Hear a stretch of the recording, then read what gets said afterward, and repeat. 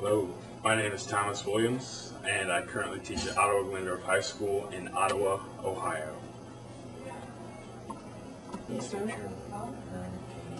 Okay, so we got chapter 8 test back to you today. What we're going to do is we're going to start chapter 9 now. And again, I have the graph paper for you. Unfortunately, you have to draw your own coordinate plane in there. So go ahead and do that now in the first box in the upper left-hand corner. Because what we're going to do is we're going to solve systems of equations today. Now, obviously, if I'm giving you graph paper, what do you suppose we're going to do today? We're going to be graphing lines. Absolutely. And again, I have rulers up there if you need to. So we're going to have systems of equations. Do you know what a system of equations is? No? No idea? Really? Just shake your head. Well, think of it this way. If I say system of equations, what am I telling you if I say equations? Well, we are going to have an equal sign. We're going to have more than one. That's exactly right. A system of equations just means more than one. So let's take a look at it. I'm going to start this easy. I have that y equals. And again, we know how to graph this thing, right? We've talked about this before. I don't want to use t-tables anymore. What are we allowed to do?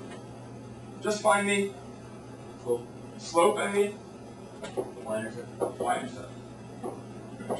We are allowed to participate other than Nathan's. Feel free to get involved in conversation. You know what I'm saying? That's what I'm talking to. So, let's break them. M's and B's this thing for me. And this one, B's -4. Now, I know, based on everything we've learned last week, which one of those do I graph first? Jerry. -4.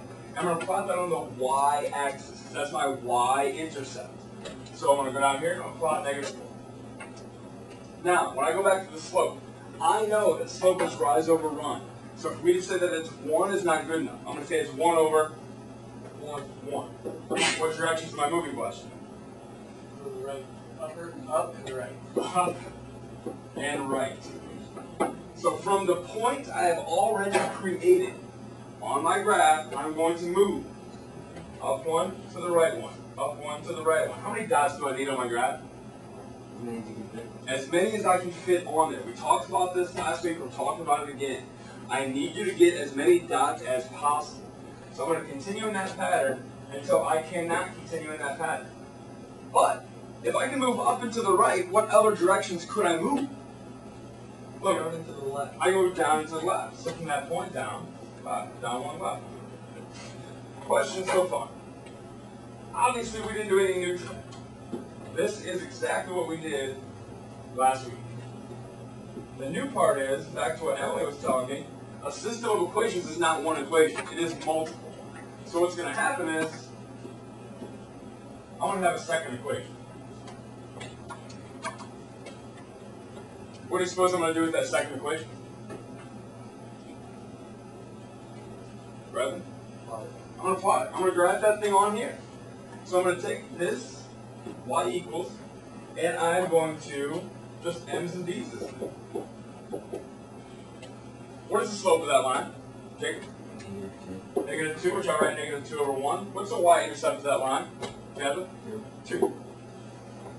Which one of those am I going to plot first? Danielle, what do you think? The 2. So I'm going to go in here. I'm going to plot +2. Now, Tanner, if my slope is -2 over +1, can you tell me what directions I'd be moving? We gotta be careful. It's rise over run. So the top number is either up or down. Down 2, then to the right 1. Absolutely. So from the point I have created, not from the origin, from the point I have created, I'm going to move down 2 to the right 1. Down 2 to the right 1. And again, I'm going to put as many dots on this thing as I can. But hopefully by this time, you can see what's happening to my graph.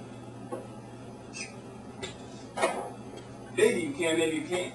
But now I'm going to go ahead and draw the line of this thing. And before, this would have been good enough for me.